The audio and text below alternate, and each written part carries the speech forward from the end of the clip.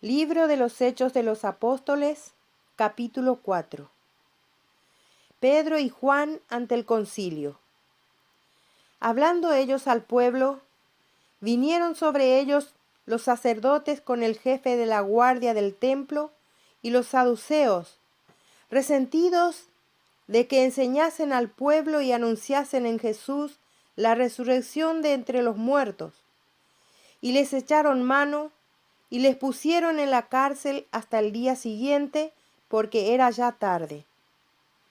Pero muchos de ellos que habían oído la palabra creyeron, y el número de los varones era como 5,000.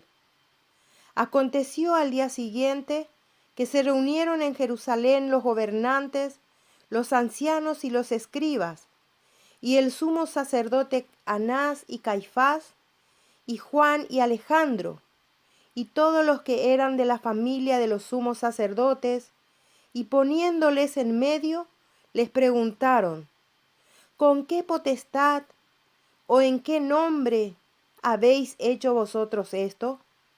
Entonces Pedro, lleno del Espíritu Santo, les dijo: gobernantes del pueblo y ancianos de Israel, puesto que hoy se nos interroga acerca del beneficio hecho a un hombre enfermo, de qué manera éste haya sido sanado, sea notorio a todos vosotros y a todo el pueblo de Israel, que en el nombre de Jesucristo de Nazaret, a quien vosotros crucificasteis y a quien Dios resucitó de los muertos, por él este hombre está en vuestra presencia sano. Este Jesús es la piedra reprobada por vosotros los edificadores, la cual ha venido a ser cabeza del ángulo. Y en ningún otro hay salvación, porque no hay otro nombre bajo el cielo dado a los hombres en que podamos ser salvos. Entonces, viendo el denuedo de Pedro y de Juan, y sabiendo que eran hombres sin letras y del vulgo, se maravillaban y les reconocían que habían estado con Jesús. Y viendo al hombre que había sido sanado, que estaba en pie con ellos, no podían decir nada en contra.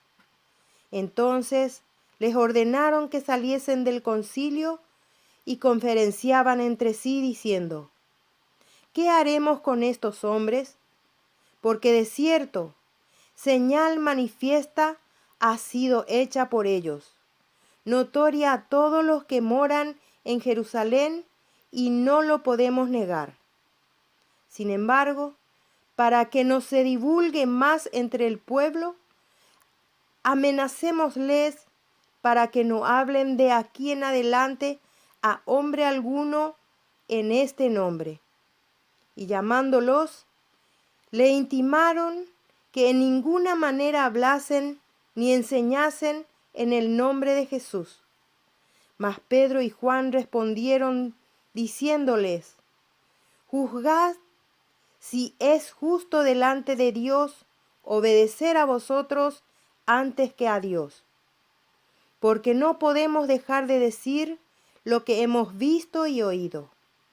Ellos entonces les amenazaron y les soltaron, no hallando ningún modo de castigarles por causa del pueblo, porque todos glorificaban a Dios por lo que se había hecho, ya que el hombre en quien se había hecho este milagro de sanidad tenía más de 40 años. Los creyentes piden confianza y valor, y puestos en libertad, vinieron a los suyos y contaron todo lo que los principales sacerdotes y los ancianos les habían dicho. Y ellos, habiéndolo oído, alzaron unánimes la voz a Dios y dijeron: soberano Señor, tú eres el Dios que hiciste el cielo y la tierra, el mar y todo lo que en ellos hay, que por boca de David tu siervo dijiste: ¿por qué se amotinan las gentes y los pueblos piensan cosas vanas? se reunieron los reyes de la tierra, y los príncipes se juntaron en uno contra el Señor y contra su Cristo. Porque verdaderamente se unieron en esta ciudad contra tu santo Hijo Jesús, a quien ungiste, Herodes y Poncio Pilato, con los gentiles y el pueblo de Israel, para hacer cuanto tu mano y tu consejo habían antes determinado que sucediera. Y ahora, Señor, mira sus amenazas y concede a tus siervos que con todo denuedo hablen tu palabra, mientras extiendes tu mano para que se hagan sanidades y señales y prodigios mediante el nombre de tu santo Hijo Jesús. Cuando hubieron orado, el lugar en que estaban congregados tembló, y todos fueron llenos del Espíritu Santo y hablaban con denuedo la palabra de Dios. Todas las cosas en común. Y la multitud de los que habían creído era de un corazón y un alma, y ninguno decía ser suyo propio nada de lo que poseía, sino que tenían todas las cosas en común.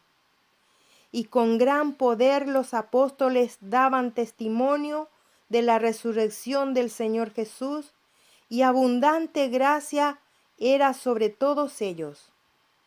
Así que no había entre ellos ningún necesitado, porque todos los que poseían heredades o casas, las vendían y traían el precio de lo vendido, y los ponían a los pies de los apóstoles, y se repartía a cada uno según su necesidad. Entonces José, a quien los apóstoles pusieron por sobrenombre Bernabé, que traducido es Hijo de Consolación, levita, natural de Chipre, como tenía una heredad, la vendió y trajo el precio y lo puso a los pies de los apóstoles.